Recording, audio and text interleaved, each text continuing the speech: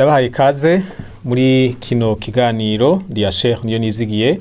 Ndabashimiye kuba muri ko muragikurikirana, kandi Imana ndizeye neza ko iza kuvugana namwe, iza kugira icibagaburiye, ikigaburiye ubuzima bwanyu bw'impwemu. Muri kino kiganiro rero tuza kuraba ukuntu Satani akora kugira ngo yifatire ubuzima bw'ibihugu canke ubuzima bw'amahanga n'ababa muri ivyo bihugu canke muri ayo mahanga.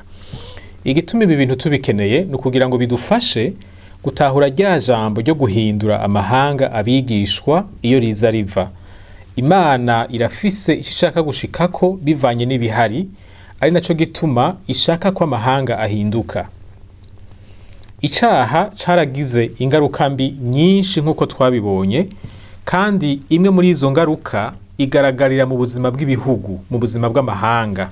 Nico gituma n'agakiza Imana yifuza ko nako gashika no ku buzima bw'amahanga, ntikagarukira ku gukizwa k'umuntu ku gatwe kiwe. Mu mugambi w'Imana harimwo no guhinduka, harimwo no gukira kw'ibihugu, ugukira kw'amahanga. Igihe kimwe Yesu yariko araganira n'abayuda, mbere novuga ko bariko baraharira, turabibona mu butumwa bwanditswe n'intumwa Yohana igice 8. Maze muri uko kuvugana nabo aragera ahantu arababwira ngo kandi muzomenya ukuri, ngo kandi ukuri kuzobaha kwidegemvya. Ni ku murongo wa 32 muri ico gice 8. Aba bantu bariko baraharira na Yesu ku gatwe kabo, bobo bifata nk'abantu bazi ukuri kuko ntibumva ivyo ariko arababwira. Ariko uravye ijambo Yesu yababariye biragaragara ko atakuri bari bazi. Hariho igihe abantu bihenda ngo barazi ukuri canke bagafata ibintu kanaka bakavyita ukuri, ariko mu vy'ukuri atari ukuri. Kandi murumva ikitari ukuri kiba ari kinyoma. Iyo umuntu afashe ikinyoma akacita ukuri, acagendera kuri ico kinyoma ciwe yise ukuri. Ibihari mu buzima bwacu bwa misi yose, ibi tubonesha amaso, ibi dukora, ibi abantu bakora, biraturuka mu bintu twizeye, mu bintu twakiriye tukavyemera nk'ukuri. Hanyuma igihe Yesu yariko aravugana n'aba bantu bariko baraharira kuvyerekeye akaranga kiwe, uwo Yesu ari. Aba bantu ntibemera ko Yesu yari Mesiya. Barabayuda, baratahura Mesiya ico arico, ariko baravye Yesu ntibamubonamwo ubumesiya. Hanyuma turavye ikintu yababwiye, biragaragara yuko asa n'uwavuze ngo kutamenya ukuri bituma umuntu aba imbohe y'ikinyoma. Ko yavuze ko ngo ukuri ariko kuzoduha kwidegemvya. Hanyuma kumenya ukuri navyo bituma umuntu agira umwidegemvyo, arabohoka mu buzima bwiwe, ntabeho ari imbohe y'ibinyoma. Mugabira ijambo ukuri yavuze risigura iki? Mu vy'ukuri usomye neza Bibiliya, iri jambo rifise inyishu mu yandi majambo Yesu nyene yavuze. Iki kibazo cyo kumenya ukuri carico gifise inyishu mu yandi majambo Yesu yavuze. Mu gice ca 14 c'ubutumwa bwanditswe na Yohana umurongo wa 6, Yesu yavuze ngo ni jewe nzira n'ukuri n'ubugingo. Mbere uku kuri kuvugwa hano gutangurwa n'urudome u rukuru. Yesu ni Imana, ijambo ry'Imana riravyerekana mu bice bitandukanye. Umuntu agitondeye arabona yuko muri Yesu harimwo ubumana. Hari ijambo rivuga ngo uwo Kristo nugukayangana k'ubwiza bwayo. Iyi ni Imana Data, ni shusho y'akameremere kayo. N'Abaheburayo igice ca 1 umurongo wa 3.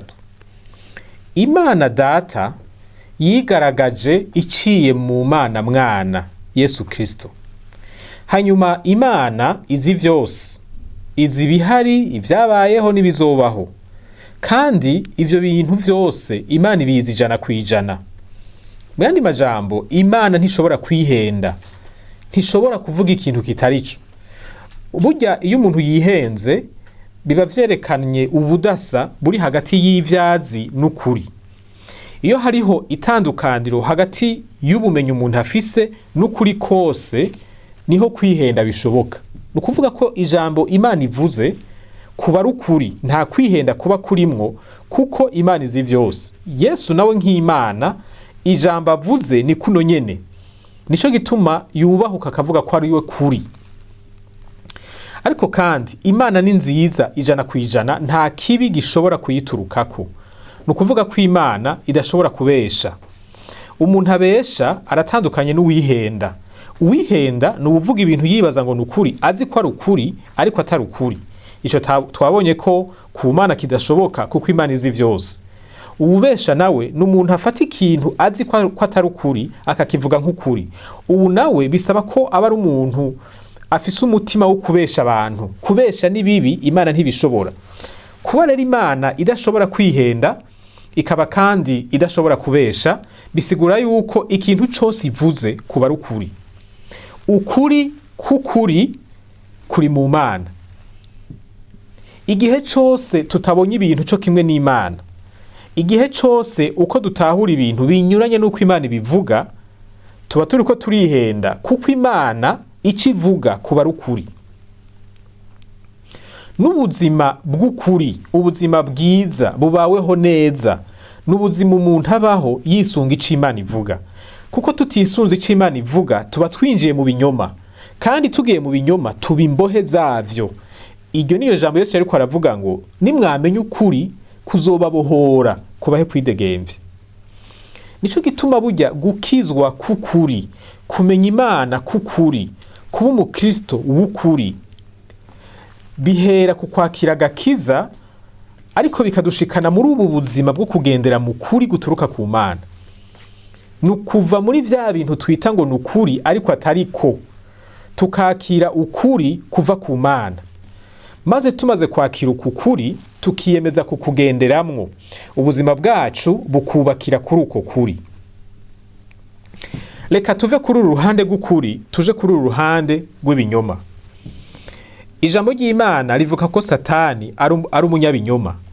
Muri Yohana igice 8 ku murongo wa 43 n'umurongo wa 44 havuga ngo ni iki gituma mutamenya imvugo yanje. Uyu ni Yesu ariko aravuga.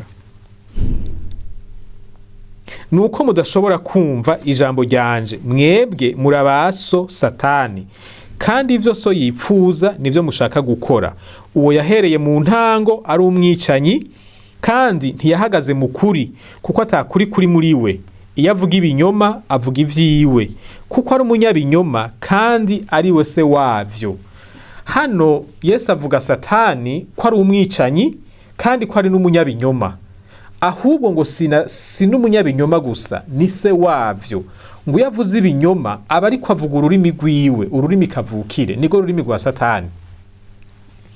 Mu mico y'ibihugu bitandukanye hari igihe usanga abantu basigura ubwicanyi bakagomba kubuha insiguro ukamenga birumvikana. Ico ni kinyoma kuko kinyuranye n'ico Imana ivuga. Ikintu cyose kiza gishigikira ubwicanyi gituruka kuri Satani, kuko niwe mwicanyi wa mbere yabayeho. Niwe yigishije abandi bicanyi bose iri banga ribi ry'ubwicanyi. Ariko reka ivy'ubwicanyi tubirengane tuze kuri iri jambo ry'ibinyoma. Hari igihe ibinyoma bisigwa amavuta bikitwa ibintu vyiza, ukamenga kubesha ni ikintu ciza kubera inyungu kanaka. Ivyo murabizi narabivuze ko no mu mico yacu bihari. Ikinyoma abantu baragikunda iyo hari inyungu kanaka bagikuramwo. Ariko murabona ko ikinyoma ico ari cyo cyose ntigituruka ku Mana. Ikinyoma gituruka kuri Satani. Nico gituma Yesu avuga ngo nimwamenye ukuri muzobona kuba bidegemvye, kuko utari mu kuri aba ari mu binyoma. Ibinyoma navyo bituruka kuri Satani. Kubakira ubuzima bwacu ku binyoma bisigura yuko tuba turi imbohe za Satani, kuko ubuzima bwacu aba bwiganziye akoresheje ivyo binyoma twakiriye tukemera ko ari ukuri kandi atari vyo. Ukuntu rero Satani akora kugira ngo yifatire ubuzima bw'ibihugu, ubuzima bw'abahanga, ico no kwita stratégie du diable, nuko gukurikira. Satani ntaza agaragara mu buryo bubonekera amaso y'abantu. Satani akorera mu vyo twemera nk'ukuri, muri bimwe nita ivyizegwa ubuzima bwacu bwubakirako. Ibi bintu twemeye ko ari ukuri kandi ari binyoma bituma ubuzima bwacu bubohwa, maze ivyo Satani yari kudukorera tugaheza tukabikoreranira. Aciye mu cizegwa kibi gisuzugura imigwi imwe imwe y'abarundi, yarashoboye kudushikana mu bikorwa vy'ubwicanyi buteye isoni bwakorewe abantu bo muri iyo migwi. Satani niwe mwicanyi, ariko ntashobora kuza ngo afate imipanga yica abantu. akoresha ibinyoma vyiwe. Iyo tuvyakiriye bica vyoroha ko dukoresha na vya bikorwa vyiwe vy'ubwicanyi. Ivyo twemera nk'ukuri nivyo bivamwo ivyo dukora. Iyo twemeye ibinyoma dukora ibikorwa bibi. Iyo ivyo binyoma vyabaye umuco w'igihugu, umuco w'ihanga kanaka, iryo hanga Satani aragyifatira akariburabuza ntiritere imbere, kubera vya binyoma vyinjiye mu mico yaryo bica bivamwo ibikorwa bibi biribuza guhaguruka ngo ritere imbere.